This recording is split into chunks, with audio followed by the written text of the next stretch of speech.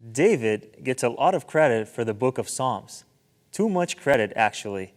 As it turns out, Psalms was written by a whole lot of people over many, many years.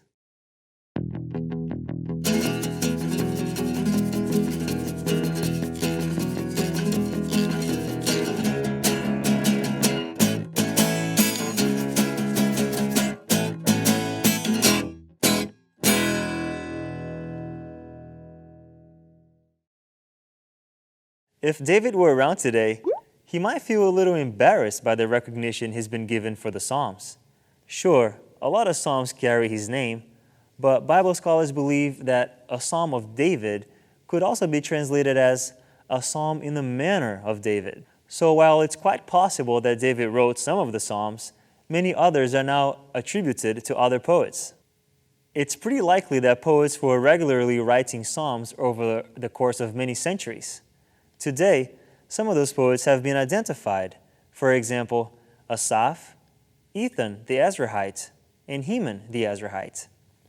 Altogether, scholars think that the book of Psalms may have been composed over half a millennium, probably beginning around 10th century BCE.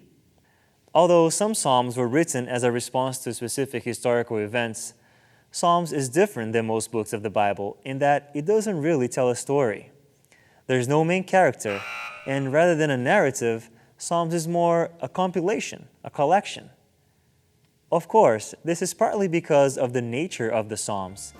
They're songs in praise to God, not stories, and partly because they were written by so many poets over so many years. What's cool about that is that it makes the Psalms incredibly universal. Instead of specific people during specific time periods speaking to God, the Psalms feel more like a collection of prayers and songs for any era, featuring anyone who is willing to turn to God and to trust His care. In fact, if you think about it, what unifies both the Psalms and their authors is that they all express a faith that turning to God will make a difference.